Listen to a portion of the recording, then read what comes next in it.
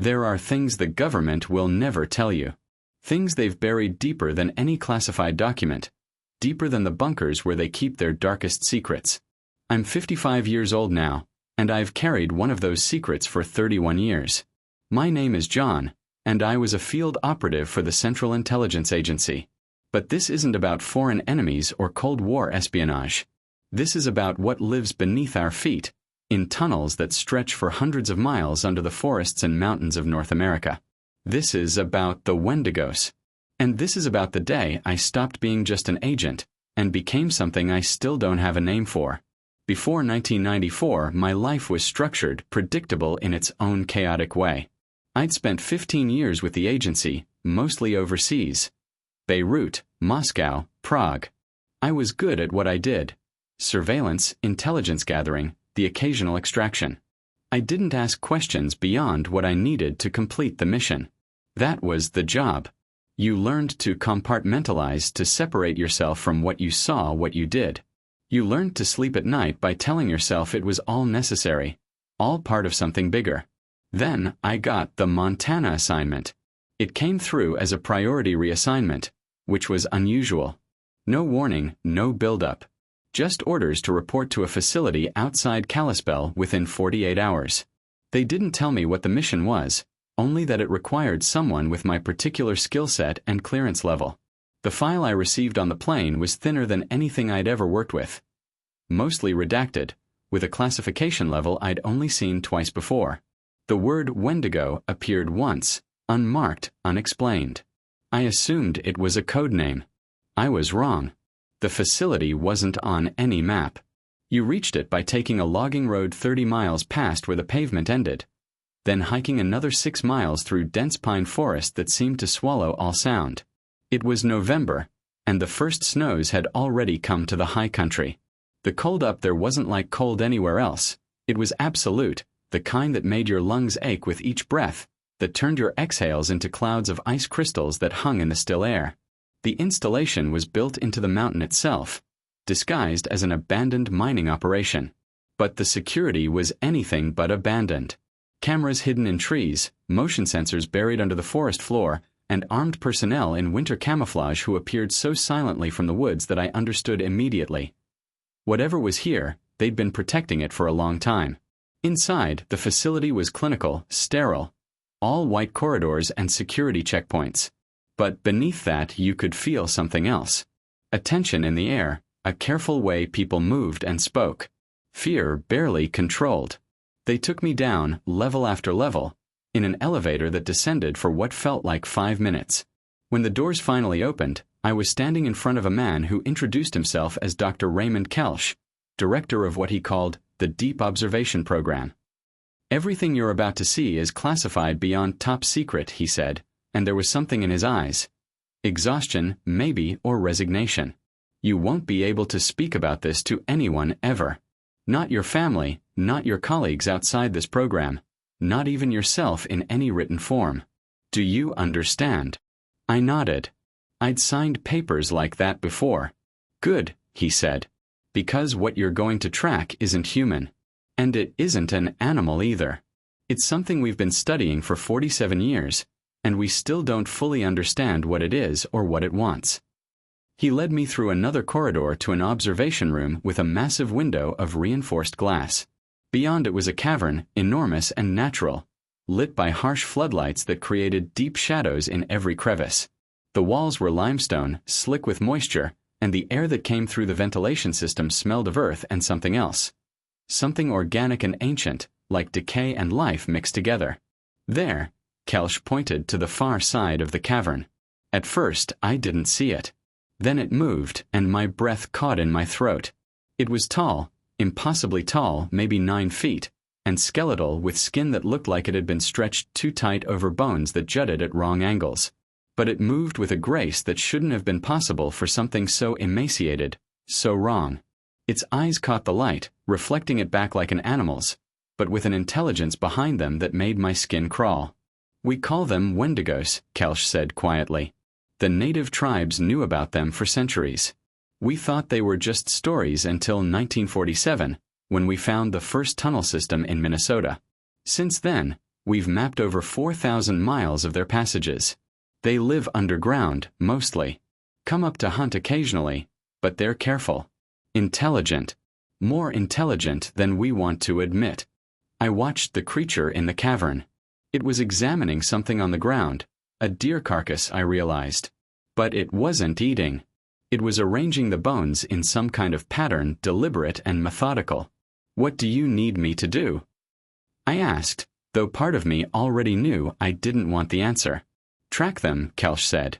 We've got teams that monitor the tunnels, but we need someone who can move through their territory, understand their patterns, their behavior. You'll be going underground, John. Sometimes for weeks at a time.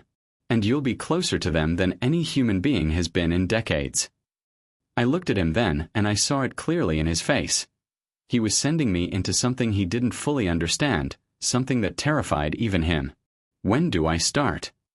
I asked. Tomorrow, he said. Get some rest. You're going to need it. That night, in the small quarters they'd assigned me, I lay awake and thought about that creature in the cavern. The way it had moved, the intelligence in its eyes. I thought about the tunnels stretching beneath the mountains, ancient and dark and full of things we'd pretended didn't exist. And I wondered, not for the last time, what kind of man volunteers to walk into the dark knowing he might never walk back out. I didn't know then that the question wasn't whether I'd come back.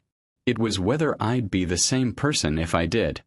The training took 2 weeks, but it felt like months. They taught me how to navigate the tunnel systems with equipment that looked like it belonged in a science fiction film. Infrared goggles that could see in absolute darkness, motion trackers, communication devices that work through solid rock.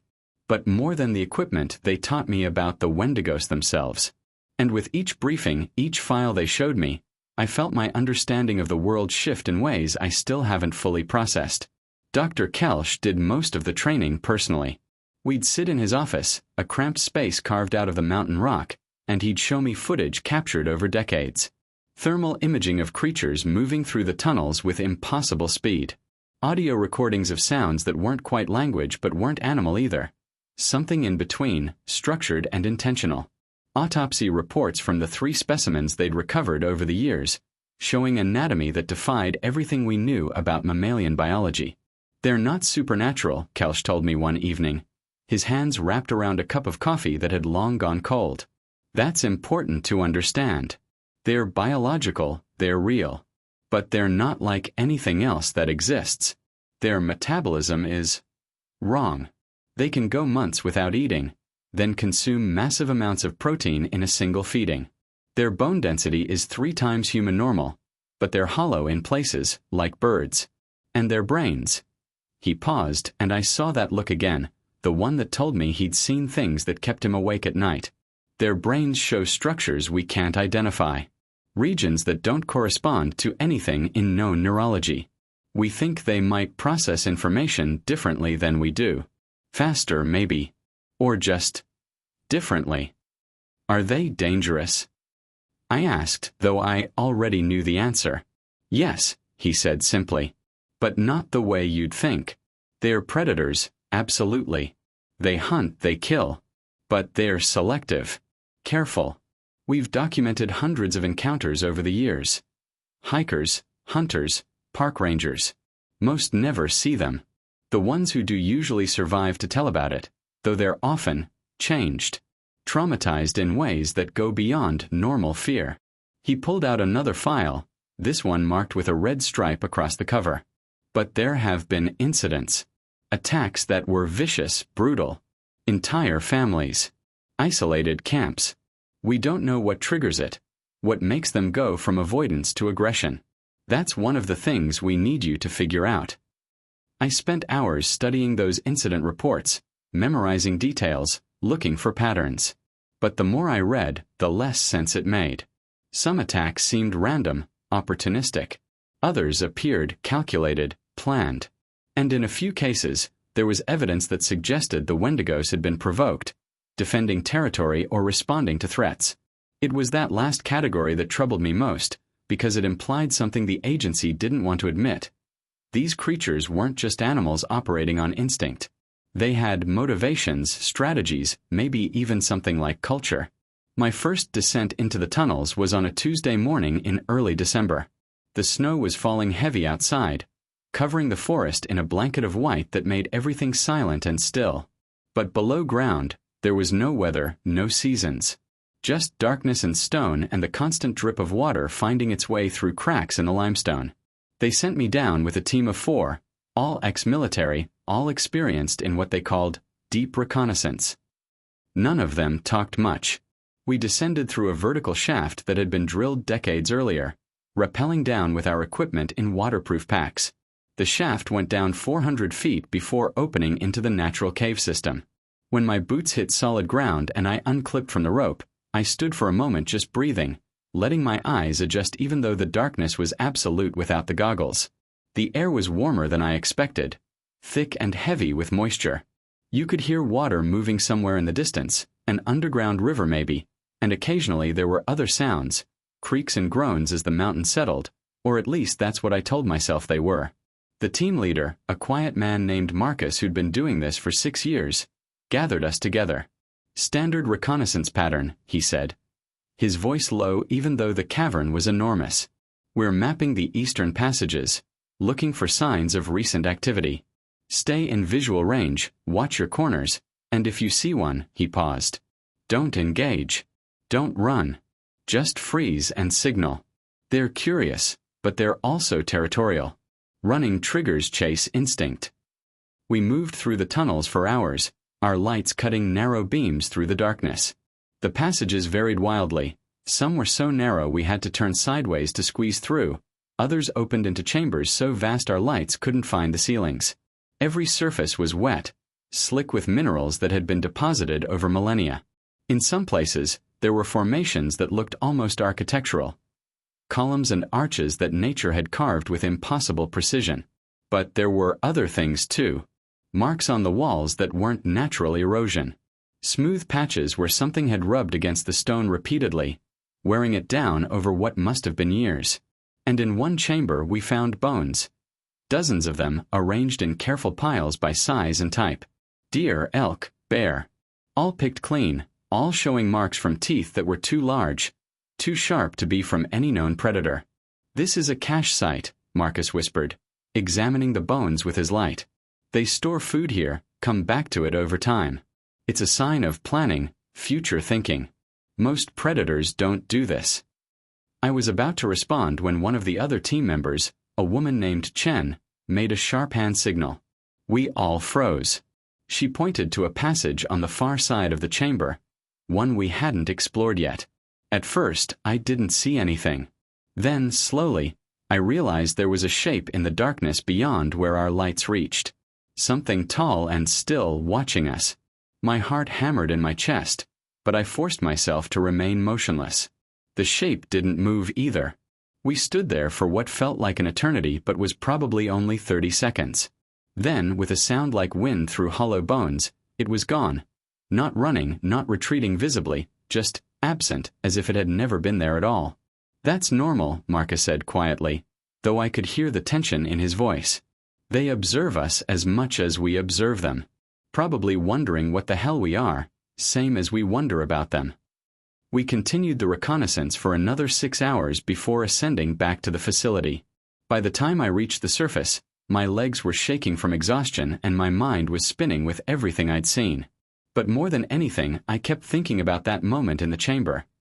The way the Wendigo had watched us, patient and still. Not like a predator sizing up prey. More like someone deciding whether we were worth the effort of interaction. That night, back in my quarters, I realized something that should have been obvious from the beginning. This wasn't just a tracking mission. They were sending us down there to make contact, to learn how to communicate with something that wasn't human but wasn't animal either. Something in between. And that meant every time we went into those tunnels, we were gambling that they'd choose curiosity over hunger. Over the next 3 months, I went underground 47 times. Each descent taught me something new. I learned to recognize the sounds they made, clicking vocalizations that seemed to carry meaning, low-frequency rumbles that you felt more than heard.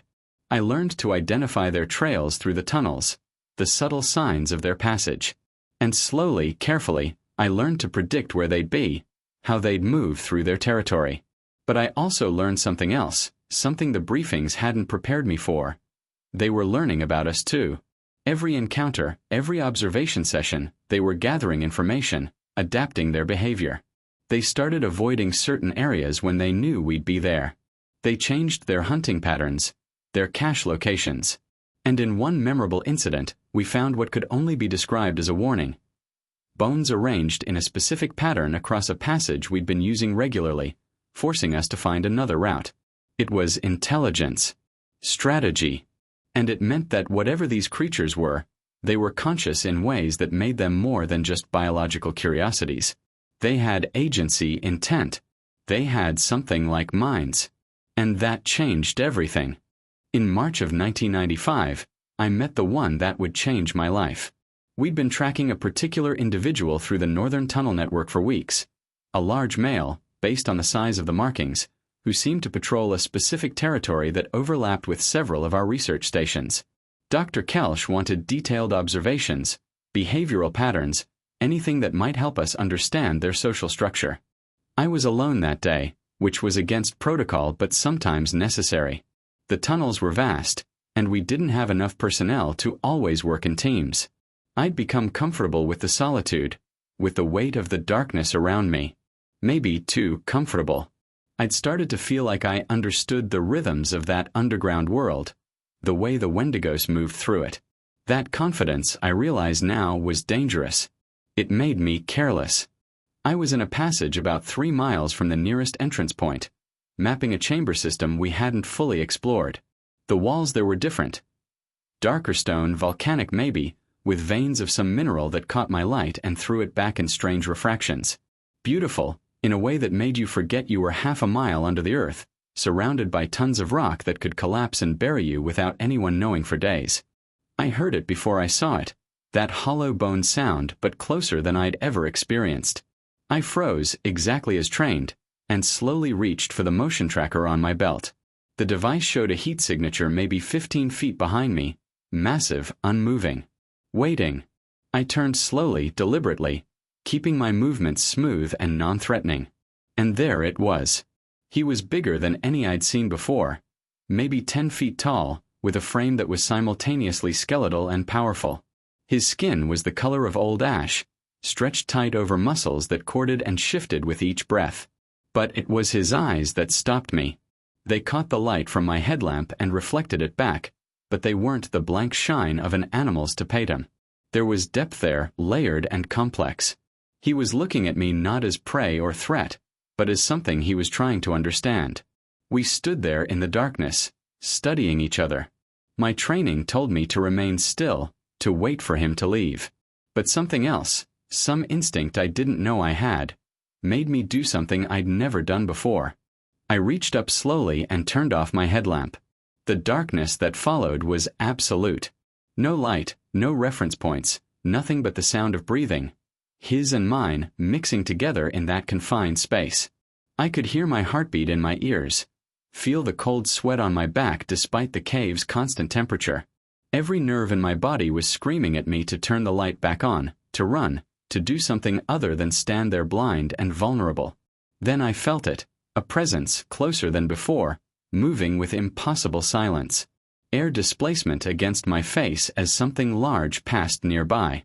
The smell of earth and old meat and something else, something wild that had no name in any language I knew.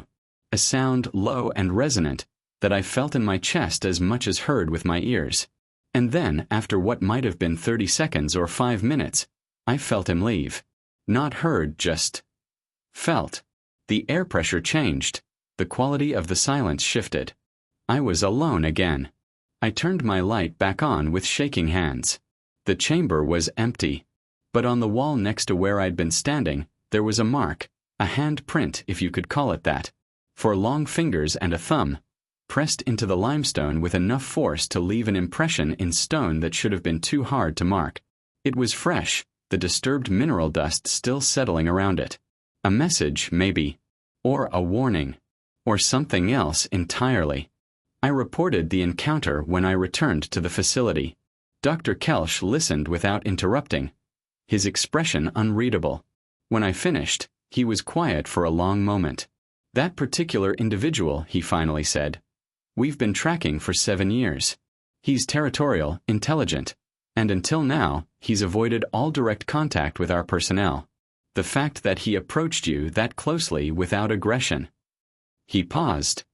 "That's unprecedented. What does it mean?" I asked. "I don't know," Kelsch admitted, "but I want you to continue monitoring that sector. See if you can make contact again. Carefully. And John," he looked at me directly, "if he wanted to hurt you, you'd be dead. Remember that. Whatever he was doing down there, it wasn't hunting." Over the next 6 months, I returned to that chamber dozens of times. At first, there was nothing. Just empty stone and the constant drip of water. But gradually, I started finding signs. Arrangements of rocks that hadn't been there before. Bones placed in specific patterns. And once, scratched into the soft limestone of the wall, a series of marks that looked almost like writing, though in no alphabet I recognized. I started leaving things too. Nothing dramatic. Small items from the surface. A metal tool. A piece of colored cloth. Once a mirror. I'd place them in the chamber and return days later to find them moved, examined, sometimes broken apart with what appeared to be careful deliberation. It felt like communication, or at least the attempt at it. 2 intelligences trying to find common ground across a gap that might be unbridgeable. Then, in August, he appeared again. I was sitting in the chamber, my light dimmed, when I heard that distinctive sound. This time, I didn't turn off my light completely, just reduced it to a faint glow. He emerged from a passage I hadn't known was there, moving with that eerie grace, and positioned himself about 10 feet away. We looked at each other for a long time. I noticed details I'd missed in our first encounter. The way his chest moved with breathing that seemed slower than human. The texture of his skin, which wasn't smooth but covered in fine ridges like bark. The hands, which were more complex than I'd realized, with joints that bent in ways that suggested evolutionary adaptations I couldn't begin to guess at. I did something that was either brave or stupid. I sat down, deliberately, making myself vulnerable, non-threatening. I placed my hands on the cave floor, palms down, and waited. He watched this with what I can only describe as interest. Then, slowly, he moved closer. Close enough that I could have reached out and touched him. Close enough that I could see the individual ridges in his skin, smell that wild earth scent, hear the subtle sounds his body made, creaks and shifts like old wood settling. He extended one hand toward me, and for a moment I thought this was it. This was where everything went wrong. But he didn't grab me. He placed his hand on the stone next to mine, mirroring my posture. His hand was enormous next to mine, the fingers easily twice as long, tipped with what looked like thick nails or small claws. We stayed like that, 2 hands on cold stone, separated by 6 inches and about 1,000,000 years of evolution. Then he made a sound, not the clicking vocalization I'd heard before, but something else. A low, modulated tone that shifted in pitch and rhythm. It sounded intentional, structured, like he was trying to speak. I didn't know how to respond. So I did the only thing I could think of. I spoke back. "I don't want to hurt you," I said quietly. "I'm just trying to understand." He cocked his head, that movement so eerily human it sent chills down my spine. Then he withdrew his hand, stood, and vanished back into the passage he'd emerged from. The entire encounter had lasted maybe 3 minutes. But I knew, with absolute certainty, that something had shifted between us. A boundary had been crossed, a connection made that went beyond predator and prey, beyond scientist and subject. I had communicated, however imperfectly, with something that shouldn't exist. And he had communicated back. When I reported this to Dr. Kelsch, his reaction was more severe than I expected. He confined me to the facility for a week, ran psychological evaluations, questioned me repeatedly about every detail. Other scientists were brought in, behaviorists, linguists, even a philosopher who specialized in consciousness studies. They all wanted to know the same thing. Had I really communicated, or was I projecting human qualities onto an animal's random behavior? But I knew what I'd experienced. I'd looked into those eyes and seen recognition, intent, curiosity. Whatever the Wendigos were, they were conscious.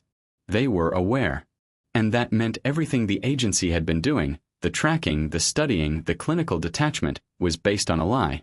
These weren't specimens to be observed. They were something else. Something that deserved more than just being hunted and catalogued. That realization should have made me request a transfer, should have sent me running back to the surface world where things made sense. Instead, it made me want to go deeper. I needed to understand what he was, what all of them were. And more than that, I needed to know why they let us exist in their world, why they didn't just kill us when we invaded their territory. I needed to know because somewhere, in that chamber in the darkness, I'd stopped seeing a monster. I'd started seeing a person. And that was going to destroy everything I thought I knew about myself, about my work, about the line between human and other. They let me continue the contact protocols, but under strict supervision. Every descent was monitored, recorded, analyzed by a team that grew larger with each month. The agency was interested now, not just Kelsh's small research program, but the upper levels, the people who made decisions about resources and priorities. They saw potential in what I was doing, though I'm not sure they saw it the same way I did. I saw a person. They saw an intelligence asset. The encounters became more frequent through the fall of 1995. I'd started thinking of him as him rather than it, which probably should have been a warning sign, would appear in that same chamber 2, sometimes 3 times a week. We developed what I can only describe as a routine. I'd sit, he'd approach, we'd spend time in each other's presence. Sometimes he'd vocalize, those strange modulated sounds that seemed to carry meaning even if I couldn't decipher it. Sometimes we'd just exist together in the silence. 2 beings from different worlds trying to find common ground in the dark. I started bringing more complex items from the surface. Books, though he couldn't read them. He'd examine the pages carefully, running those long fingers over the text as if trying to understand through touch. Photographs, which fascinated him in ways I hadn't expected. He'd hold them close to his face, tilting them in the limited light, and once I saw what might have been recognition when I showed him a photo of the forest above, the same mountains that contained these tunnels. Music too. I'd play recordings on a small device, and he'd go absolutely still, his entire body focused on the sound. Classical pieces seemed to hold his attention longest, particularly strings, violin, cello. The sound would echo through the chamber, and he'd close his eyes. Yes, he had eyelids, I'd learned, thin and translucent, and just listen. Dr. Kelsh was documenting all of this, building a case for something he called non-human consciousness protocols. He wanted to expand the program, bring in more specialists, maybe even attempt more direct communication methods. But the agency was pulling in a different direction. They wanted to know about the tunnel systems, about Wendigo population numbers and territory ranges. They wanted intelligence they could use, not philosophical questions about consciousness and communication. The tension came to a head in December. I was called to a meeting in Kalispell, unusual, since most briefings happened at the facility. There were people there I'd never seen before, men in suits with clearances that probably went higher than mine. They asked detailed questions about the Wendigo's physical capabilities, their vulnerabilities, their behavioral patterns when threatened. It took me longer than it should have to realize what they were really asking. Can we weaponize them? Can we control them? Can we use them? I gave them the bare minimum of information. Vague answers, technical uncertainties. I told them the research was still ongoing, that we didn't understand enough yet. But I could see the calculation in their eyes. They'd already made decisions. They were just waiting for the data to justify them. When I returned to the facility, Kelsh pulled me aside. They're going to move on this, he said quietly. Within 6 months, maybe less, they'll authorize capture protocols. Live specimens for transport to research facilities. They want to weaponize the fear response, use them for psychological warfare. And John, he looked exhausted, older than his 50-something years. If they do that, everything we've learned, everything you've built with that individual down there, it'll be destroyed. They'll treat them like animals, because it's easier than acknowledging what they really are. Then we don't let them, I said. How? He asked. We're just researchers. They're the ones with the authority, the resources, the guns. I didn't have an answer then. But I knew I couldn't let it happen. I'd spent months building trust with a being that had every reason to fear and hate humanity. I'd looked into his eyes and seen intelligence, curiosity, maybe even something like compassion. The idea of him in a cage, being studied like a lab animal, prodded and tested and eventually killed when he stopped being useful, it made me sick in ways that went beyond morality into something more visceral. I went down into the tunnels that night without authorization. It was dangerous. No backup, no support team, just me and my equipment and a desperate need to warn him somehow, even though I had no idea if he'd understand. I made my way to our chamber and waited, sitting in the darkness with just a dim glow from my light. He came as I'd somehow known he would. Maybe he sensed my distress, or maybe it was just coincidence. But he emerged from that hidden passage and approached without hesitation, closer than he'd ever been before. Close enough that I could have touched him without extending my arm fully. "They're coming," I said, knowing he couldn't understand the words but hoping he'd hear something in my tone, my body language. "They want to hurt you. All of you. And I don't know how to stop them." He tilted his head in that unsettling way, studying my face. Then he did something he'd never done before. He reached out and touched me, not with his hand, but with the back of his fingers, brushing against my shoulder with surprising gentleness. The touch was cold, the texture rough like bark, but the intent behind it was unmistakable. Reassurance, maybe. Or acknowledgement. Or just connection, one conscious being to another. Then he vocalized, a long complex series of sounds that rose and fell in pitch. And even though I couldn't translate it, I understood the essence of what he was trying to communicate. He knew. They all knew. They'd always known that humans were a threat, that our presence in their world was precarious and dangerous. They'd chosen to tolerate us anyway, to study us as we studied them, to try for understanding even when instinct probably told them to attack. "I'm sorry," I said, and meant it with every fiber of my being. "I'm so fucking sorry for what we are, what we do." He stayed with me for over an hour that night, the longest we'd ever spent together. We didn't communicate in any conventional sense, but there was an exchange happening anyway. Of presence, of recognition, of shared sorrow for what was coming. When he finally left, I knew it might be the last time I saw him. The agency would move soon, and when they did, everything would change. I spent the next 3 weeks trying to delay the inevitable. I filed reports that overstated the dangers, understated the potential benefits. I had equipment failures that required delays. I even suggested that the Wendigos might be migrating, that the optimal time for any major operation would be spring. But I was just one voice among many, and the momentum was against me. In February, they authorized the operation. A full tactical team, equipped with tranquilizers designed for large predators, neural disruptors that could incapacitate through electromagnetic pulses, and net launchers that could immobilize anything up to elephant size. The target was my section of the tunnel network. The target was him. I volunteered to be part of the team, not because I supported the mission but because I needed to be there. Maybe I could sabotage it somehow, warn him, do something. Anything, to prevent what I knew would be a disaster. The team leader was a military contractor I'd never met, a man who treated the entire operation like a big game hunt. He briefed us on tactics, on fallback positions, on the importance of keeping specimens viable for transport. We descended on a Tuesday morning. 12 of us, heavily armed, moving through the tunnels with the kind of coordinated precision that only comes from extensive training. They'd done their homework. They knew the passages, the chamber locations, the likely patrol routes. They knew because I'd given them that information months ago, before I understood what they'd use it for. We reached the chamber in less than an hour. The team set up positions, covering all the exits, preparing the capture equipment. And we waited. They'd brought pheromone lures, sound generators that mimicked the Wendigos' own vocalizations, everything designed to draw one in. The trap was perfect, professional, and absolutely devastating in its efficiency. He came after about 30 minutes. I saw him before the others did, emerging from that hidden passage, drawn by the fake calls. And the moment he stepped into the chamber, I saw him realize the trap. His body language changed instantly. From curious to defensive, every muscle tensing for flight or fight. The team opened fire with the tranquilizers.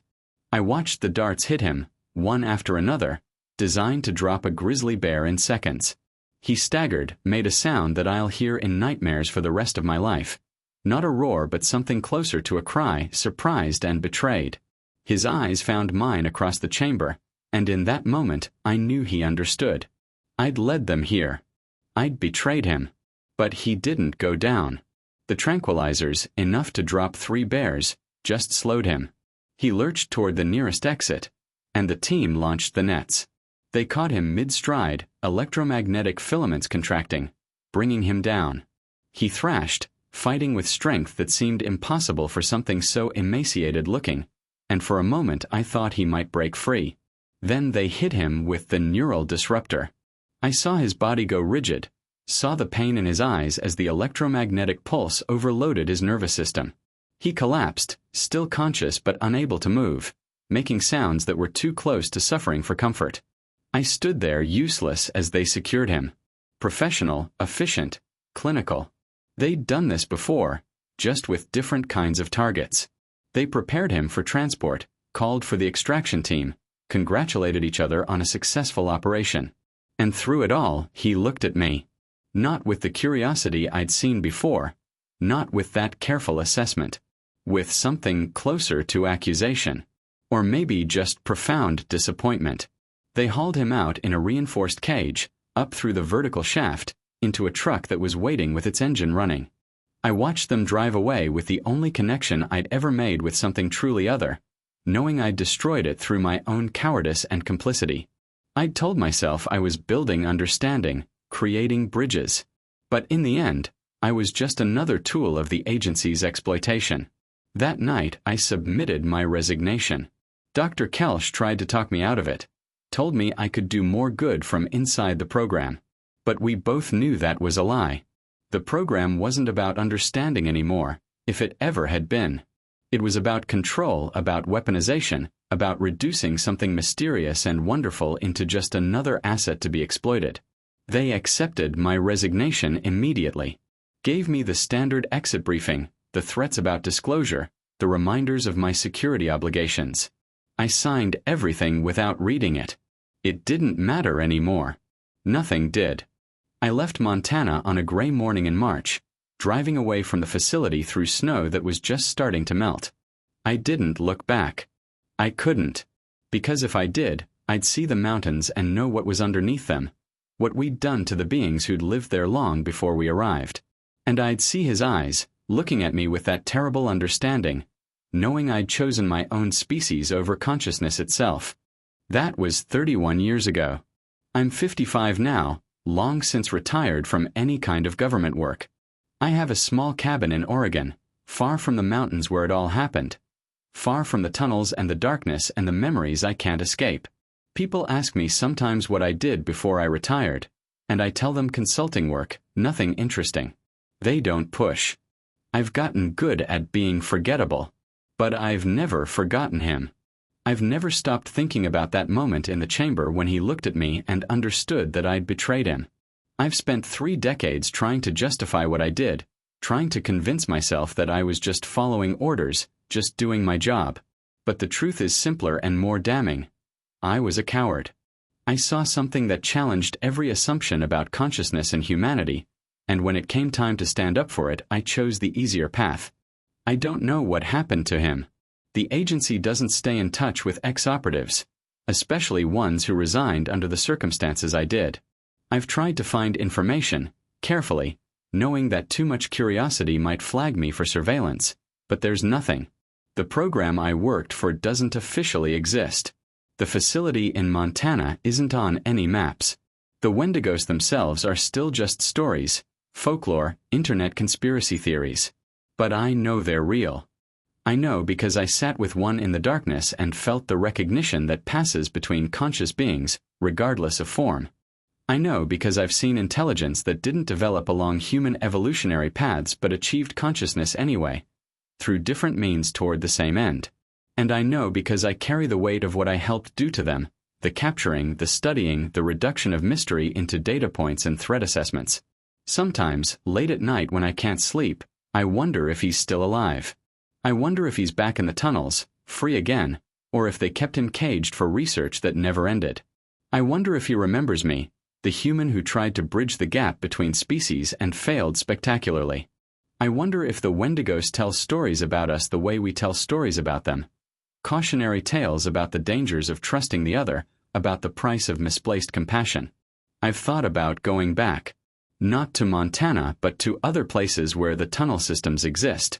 They mapped thousands of miles of passages, which means there must be access points I could find, ways down into that underground world. Part of me wants to try again, to seek out contact and do it right this time, to prove that I'm not the person who walked away when it mattered most. But I know I won't. I'm too old, too broken by what I've seen and done. And more than that, I don't have the right anymore. I forfeited that when I stood in that chamber and watched them take him. Some betrayals can't be undone. Some bridges can't be rebuilt once they're burned. Instead, I'm telling this story. It's a violation of every security clearance I ever signed, every oath I ever took. If the agency finds out, and they probably will, they're good at monitoring for exactly this kind of disclosure, there will be consequences. I don't care anymore. I'm 55 years old, I've lived most of my life already, and if they want to spend their resources silencing an old man's confession, let them. Because this story needs to be told. Not the official version, the sanitized reports and classified briefings. The truth. That there are things living under the mountains and forests of North America that we don't understand, that we've never really tried to understand. That they're conscious, intelligent, deserving of more than just being hunted and studied and exploited. That we had a chance to make contact with a non-human intelligence, to learn from beings who've survived in the deep places of the world for longer than human civilization has existed, and we chose domination over communication. I failed him. I failed them all. But maybe if enough people know the truth, maybe if enough people understand what's at stake, someone else won't make the same mistakes. Someone younger, braver, more principled than I was. Someone who can look into those eyes and see not a monster or a threat or a resource, but a person. Different, alien, strange, but a person nonetheless. That's what haunts me most in the end. Not the darkness of the tunnels or the danger of the encounters or the weight of classified secrets. It's simpler than that. I met someone who trusted me, who reached across the vast evolutionary gulf between our species and tried to connect. And I responded with betrayal. I think about him every day. Every single day for 31 years. I think about the touch of his hand on my shoulder, rough and cold and careful. I think about the way he'd listen to music, absolutely still, lost in something beautiful despite living in darkness. I think about his eyes, reflecting light but containing depth, consciousness, awareness. And I think about the sound he made when the tranquilizers hit him, that cry of surprise and pain and betrayal. That's the sound that wakes me up at night, decades later. That's the sound I'll carry with me until I die. They say confession is good for the soul, that telling the truth can free you from the weight of secrets. But I know better now. Some truths don't set you free. Some truths just show you exactly who you are, and you have to live with that knowledge forever. I'm John. I was a CIA agent. And we tracked Wendigos underground, beings of intelligence and consciousness and mystery. I made contact with one, built trust, came closer than any human to understanding them. And when it mattered, when they needed someone to stand up for them, I failed. That's my confession. That's my burden.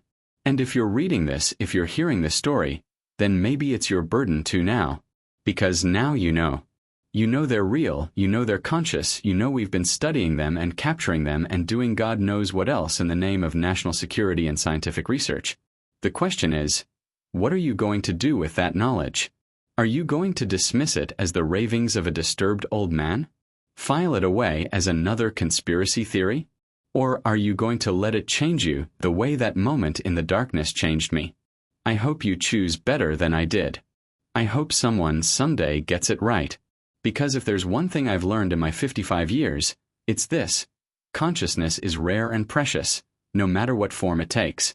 And we have a responsibility to protect it, to honor it, to try for understanding even when it's difficult or dangerous or challenges everything we think we know about the world.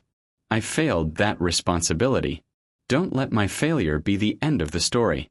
Let it be a warning, a lesson, a call to do better. They're still down there, in the darkness under the mountains. Still living, still watching, still conscious and aware. And they're waiting to see what we'll do next. I just hope we're wise enough to choose connection over conquest this time. Because we won't get many more chances. And some doors, once closed, can never be opened again. That's what I learned in the tunnels. That's what I carry with me every day. And now, for better or worse, it's yours to carry too. God forgive me for what I've done. And God help whatever brave soul tries to make it right.